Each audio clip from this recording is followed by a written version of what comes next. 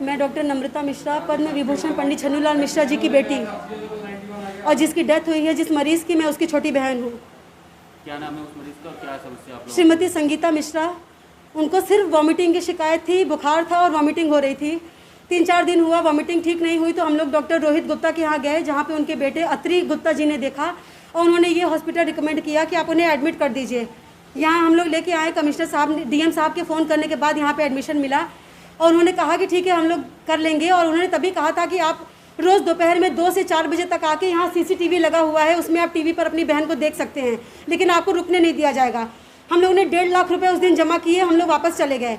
बाद में जब हम लोग अगले दिन आए, मेरी मम्मी भी उस समय ओरियाना हॉस्पिटल में एडमिट थी, उनकी भी तबीयत ख़राब थी।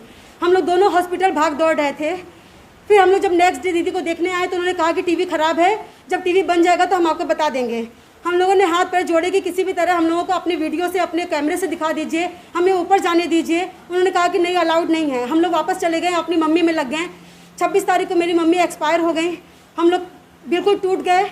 लेकिन उसके बाद भी 26, 27, 28 3 दिन मेरे पिताजी, 86 साल के पद्म विभूषण कलाकार, जिन्हें मोदी जी खुद इतना प्यार करते हैं, इतनी इज्जत करते हैं, वो 10 बार फ़ोन करके डॉक्टर साहब से गिड़गिड़ा रहे हैं, हाथ जोड़ के भीख मांग रहे हैं कि एक बार मेरी बेटी की शक्ल तो दिखा दीजिए। मेरी पत्नी भी नहीं है, उनके 2 बच्चे अनाथ हो गए, उनके पिता पहले ही मर चुके हैं, अब उनकी माता जी भी ऐसी तबीयत थी, बच्चे परेशान थे कि एक बार दिखा दीजिए। लेकिन नहीं, हमारे यहाँ अलाउड नहीं है गुरुजी, हम जल्दी बात कराएंगे, हम वीडियो पे बात कराएंगे। फिर बाई चांस प्रधानमंत्री जी का फ़ोन आया, मेरी माता जी गुजर गई थी तो उन्होंने शोक संदेश देने के लिए फ़ोन किया था। तब पिताजी ने कहा कि मेरी बिटिया भी एडमिट है भाई साहब, और कुछ भी करके एक बार हमें शक्ल दिखा दीजिए मेरी बेटी की। और तब उनके प्रयास करने पर डीएम साहब जागे और उन्होंने फिर 28 तारीख की रात में 9 बजे डॉक्टर साहब को कॉन्फ्रेंस कॉल पे लिया और उनसे कहा कि आप एक बार पंडित जी को अपनी बेटी की शक्ल दिखा दीजिए, एक बार बात करा दीजिए। तब डॉक्टर साहब ने किसी को भेज के ऊपर मेरी दीदी की शक्ल दिखाई कि वो जिंदा हैं, अभी बैठी हुई हैं। वो डॉक्टर जो कह रहे थे कि आपकी दीदी रिकवर कर रही हैं, दिन में 4 बार सात्विक भोजन कर रही हैं, दूध पी रही हैं, काढ़ा पी रही हैं और 95% ठीक हैं, और बहुत जल्दी आपको गुड न्यूज़ मिलेगी, आप अपनी दीदी को लेके जाएंगी, भगवान पे विश्वास रखिए। और 28 तारीख को उनसे बात कराई। 29 तारीख को रात में 11 बजे फ़ोन करते हैं कि बहुत सीरियस कंडीशन है, आप लोग आ जाइए, बस 10-15 मिनट और उसके बाद हम लोग 11 बजे से आके रात के 2:30 बजे तक यहाँ खड़े रहे, बाहर बैठे रहे हम अकेले। हम वहाँ 2:30 बजे तक खड़े थे और वो कह रहे थे, डीएम साहब ने कहा कि BHU से 2 डॉक्टर आ रहे हैं ICU से, वो भी आके देखेंगे, आपकी दीदी को कुछ नहीं होगा, चिंता मत करिए। और 2:30 बजे उन्होंने कहा कि उनको अटैक आ गया है, वो डेथ हो गई, उनकी जा चुकी है। हमने देखा भी नहीं अपनी दीदी को क्या किया उन्होंने मेरी बहन के साथ। हमें क्यों नहीं एक बार भी उन्होंने कोई फुटेज दिखाई, एक भी रिपोर्ट, कौन सी रिपोर्ट, कौन से टेस्ट हुए थे, कौन सी सुई दवाई लगाई गई। वो कह रहे हैं कि 40,000 का एक इंजेक्शन लगा, 35,000 का एक इंजेक्शन लगा और अभी 4 लाख रुपए आप हमें दे दीजिए। वो ये सब बाकी है, 1.5 लाख देने के बाद 4 लाख रुपए हमें दे दीजिए। एक आदमी यहाँ पे चेस्ट फिजिशियन ये कह रहा है कि नहीं, हम तो BHU रेफर करेंगे, उनकी हालत बहुत ख़राब है। और वो डॉक्टर साहब कह रहे हैं कि वो 95% ठीक है, आप उनको जल्दी लेके जाएंगे। और फिर आप कहते हैं कि वो मर गई, उनके मुंह नाक से खून निकल रहा था। क्या हुआ था मेरी दीदी को ऐसा कि वो मर गई? क्या मांग है आपकी? हम सिर्फ 6 दिन की फुटेज देखना चाहते हैं, 24 घंटे की।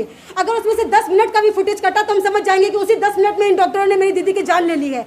हमें पूरे 6 दिन की फुटेज चाहिए, हमें सारे जो टेस्ट हुए उसकी रिपोर्ट चाहिए, कौन कौन सी दवाइयाँ और सुई लगाया गया मेरी दीदी को, हमें सबका डिटेल चाहिए।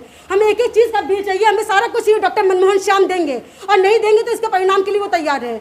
फिर हम कोर्ट के पास जाएंगे, हम मोदी जी के पास जाएंगे, हम अपने मुख्यमंत्री जी के पास जाएंगे। वो ऐसे अन्याय नहीं कर सकते किसी के साथ। हमारा परिवार बर्बाद हो गया, 2 बच्चे अनाथ हो गए और इस डॉक्टर को फर्क नहीं पड़ रहा है।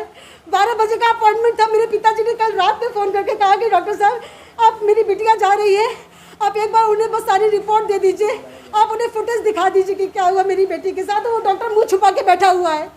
हत्यारे हैं ये लोग, जल्लाद हैं। इससे अच्छा तो बाहर दुकान खोल के बैठी हो, बाहर ही काट दीजिए मरीजों को ना, अंदर बुला के क्यों काटते हैं 4 लाख रुपए लेने के लिए। फुटेज के लिए आपको बुलाया गया है आज यहाँ पे? जी हाँ, मुझे इसीलिए बुलाया गया था कि आपको फुटेज दिखाएंगे, आपको रिपोर्ट देंगे, आप आइए कल। तो क्या हुआ, आपको फुटेज मिली? कुछ नहीं मिला डॉक्टर, सारे लोग मुँह छुपा के बैठे हुए हैं, कोई है नहीं यहाँ पे। कौन है यहाँ का अटेंडेंट? 1 घंटे से हम लोग यहाँ पे खड़े हैं।